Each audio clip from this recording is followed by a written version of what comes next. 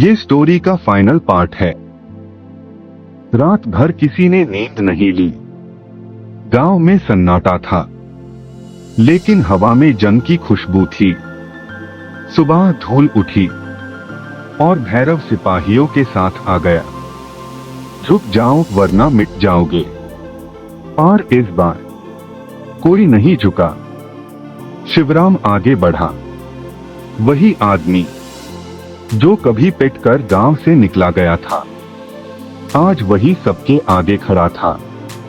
उसने कहा, जमीन किसी एक की मिल्कियत नहीं, जीने का अधिकार है। और फिर टकराव शुरू। का चीखे, भाग दौड़। पर गांव पीछे नहीं हटा। और टैप बादल ने कुछ किया जो कोई भूल नहीं पाया। वो सीधा भैरव के घोड़े के सामने दौड़ा। घोड़ा बिखर गया, भैरव गिरा। सब सैन्य उसी अफरा तफरी में। कारण ने पुराने पर्चे का राज खोला। पहाड़ ही के पास बंद तोड़ दिया गया और छुपा जल स्रोत गांव की तरफ मोड़ दिया। पानी गरजता हुआ आया। सूखी धरती जीने लगी। फसलों में जान, खेत बांक गए। और भैरव पहली बार डरा। उसने समझा था ताकत उसके पास है, पर असली ताकत लोगों के साथ में थी।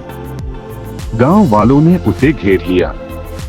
झूठे कागज सबके सामने फाड़ दिए गए। सालों का जुल्म मिट्टी में मिल गया। भैरव घुटनों पर था और शिवराम के पास मौका था बदला लेने का। सब सोच रहे थे, अब क्या होगा।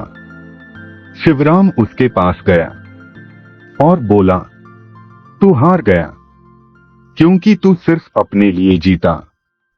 उसने उसे माफ कर दिया। गांव वाले हैरान, पर वही पाल शिवराम को बड़ा बना गया। जीत सिर्फ दुश्मन गिराने से नहीं होती, कभी कभी नफरत रोकने से भी होती है। महीनों बाद जो जमीन कभी पठार थी, हरी समुंदर लगती थी। लोग दूर दूर से देखने आते। शिवराम को अब लोग गरीब किसान नहीं, मिट्टी जगाने वाला कहते। और बादल, गांव का हीरो। बच्चे उसके गले में फूल डालते। कोई मानता ही नहीं था एक गधा इतिहास बदल सकता है।